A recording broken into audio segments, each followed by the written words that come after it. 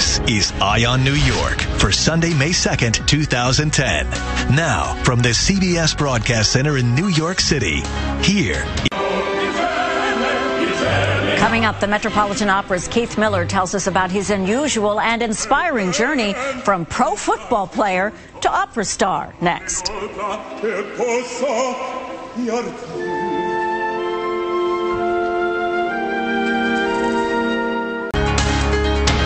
Welcome back. Keith Miller has had quite an interesting career path. He went from this to this in just a few short years. Keith, a professional football player, becomes a professional opera singer, and you can see him perform right now at the Metropolitan Opera in two very different productions. Take a look.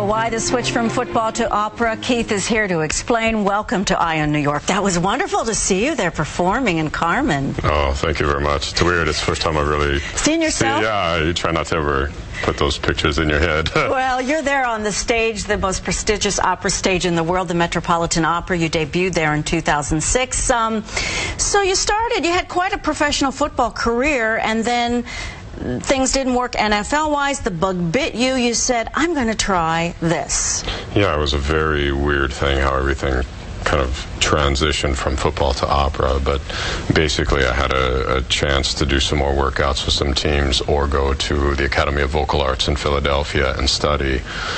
And I said, you know what, this opportunity doesn't come very often, and with all of the odds against me, to have a chance at this, I should grab it. And the next thing I know, I graduated in May of '06 and then was offered my debut on the opening night, so it was the right choice. The right choice, and here this month, you just wrapped up Carmen. You'll be in Armida at the Met over the next couple of weeks. Take me back, though, to growing up in this tiny town in Colorado where all the cultural stuff was pretty far away. And you saw at one point in your life, you saw Phantom of the Opera, right? That's what really turned things for you? Yes, I took a girlfriend to Phantom of the Opera in 1994 and thought it would be a great date and was just blown away. And the theater, the music, the lights, the music was so moving.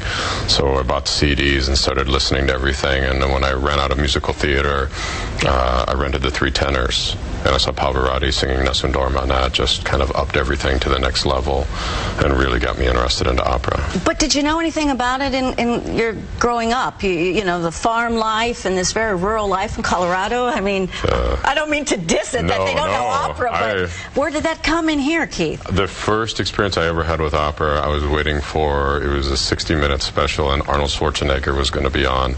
But before him, they had some guy named Pavarotti, and I was running around the house screaming, "Oh!"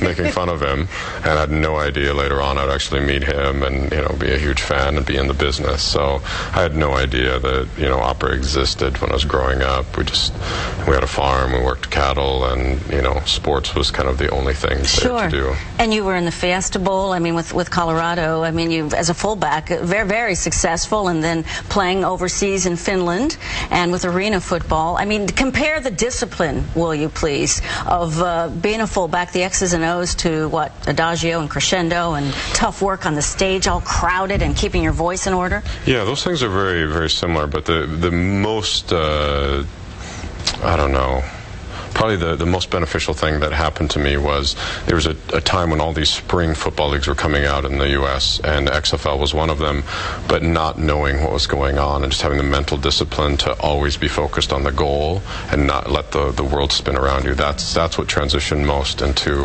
music. Tell me about being on stage in Armida.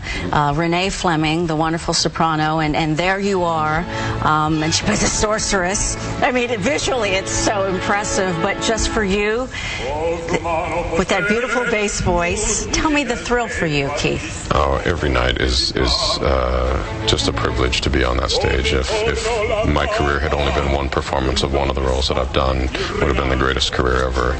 So it's just a great pleasure to sing with Renee. We worked before with Onegin, and it's just wonderful every night to be part of this experience. And Mary put together a great show, so it's a fun thing to come out and see. You've been involved with the Savannah Children's Choir, I believe, and just passing on what you've learned to young people. How important is that to you? And I would also imagine, especially children of color, to say, you can do this, you can try something, you can be successful. Absolutely. The first thing I did when I spoke to this one group of kids in Savannah, I asked them, I said, what would you do if you won the lottery? And none of them answered. And I said, you have no dreams, no hopes. I said, you can do anything that you want, and it's right there. And there was one child in that group, and he kept raising his hand. I gave him a scholarship on the spot. And I said, and then all of a sudden they got interested, and I said, no. I said, you always have to be looking to break out. And I said, you can't be like those crabs in Deadliest Catch, climbing over each other just to get in for something very simple. I said, that's the easy target. I said, you have to be the one that's willing to branch off and forge on your own. I said, those are the ones that end up surviving. I said, it's the same thing with any kind of a career. Anything that's set in front of you is a dangerous trap.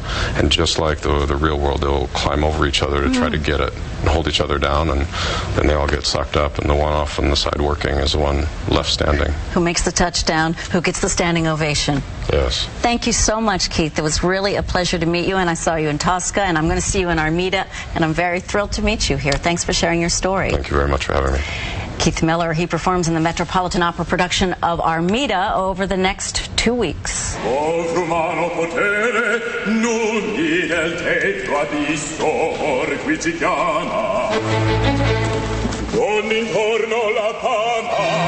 Il nome spande di Rinaldo, il primo tra dei multi campioni.